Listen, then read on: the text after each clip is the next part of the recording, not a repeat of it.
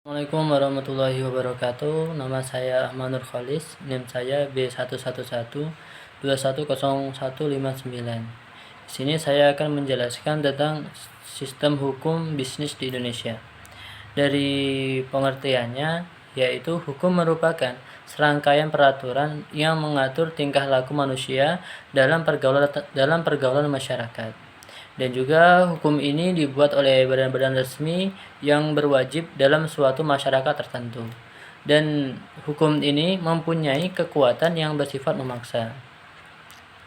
Dan adapun jika ada pelanggaran hukumnya maka hukum akan mempunyai sanksi yang tegas dan mengikat terhadap para pelanggarnya. Dan juga dari beberapa penjelasan dari tokoh-tokoh, saya ambil satu contoh yaitu dari Van Apeldoorn, yaitu tujuan hukum yaitu mengatur tata tertib dalam masyarakat secara adil dan damai. Kemudian hukum bisnis. Hukum bisnis merupakan serangkaian peraturan yang mengatur keseluruhan kegiatan bisnis atau kegiatan usaha agar tercipta keadaan perekonomian yang tertib dan lancar. Kemudian dari klasifikasi dari kegiatan bisnis, yaitu yang pertama ada kegiatan perdagangan atau e-commerce, yaitu keseluruhan kegiatan jual beli yang dilakukan oleh orang-orang atau badan-badan baik di dalam negeri maupun di luar negeri yang bertujuan untuk mencari keuntungan. Contoh dari kegiatan perdagangan ini yaitu bisa dari agen, kemudian dari toko, dari grosir dan swalayan dan lain-lain. Kemudian dari yang kedua yaitu ada kegiatan industri, yaitu kegiatan yang memproduksi atau menghasilkan barang atau jasa yang nilainya lebih berguna dari asalnya. Contoh dari kegiatan industri ini yaitu dari industri pabrik, kemudian dari industri pertanian, perkebunan, dan lain-lain.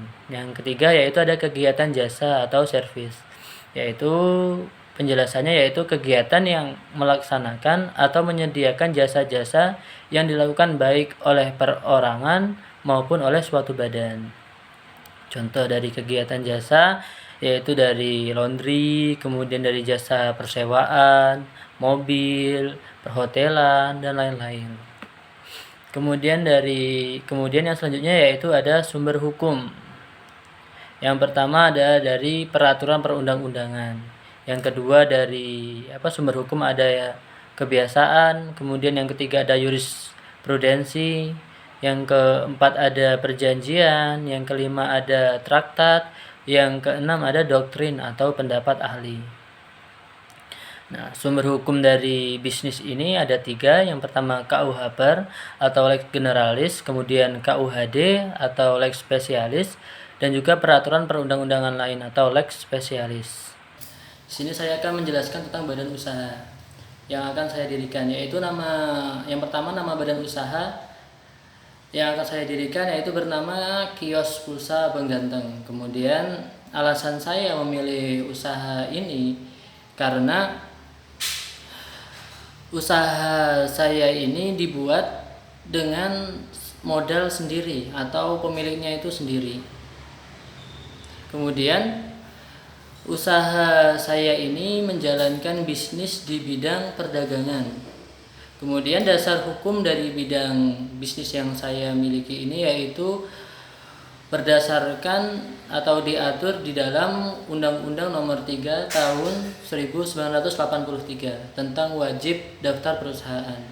Kemudian cara pendirian dari usaha ini yaitu yang pertama izin domisili usaha dari kantor Satlak PT SP kelurahan setempat. Yang kedua, mengajukan NPWP. Yang ketiga yaitu mengajukan permohonan surat izin usaha perdagangan. Yang keempat, mengajukan pendaftaran tanda daftar perusahaan. Kemudian kepemilikan modal dari usaha ini yaitu modal berasal dari kekayaan pemilik. Nomor 7 yaitu struktur organisasi usaha saya, yaitu yang pertama owner atau pemilik usaha, kemudian yang kedua yaitu substansi SDM atau substansi sumber daya manusia. Kemudian mekanisme jika usaha yang saya dirikan ini bangkrut, yaitu seluruh penghasilan kembali kepada pemilik usaha. Mungkin cukup sekian dari penjelasan saya. Jika terdapat banyak kesalahannya atau banyak kekeliruannya, saya mohon maaf. Wassalamualaikum warahmatullahi wabarakatuh.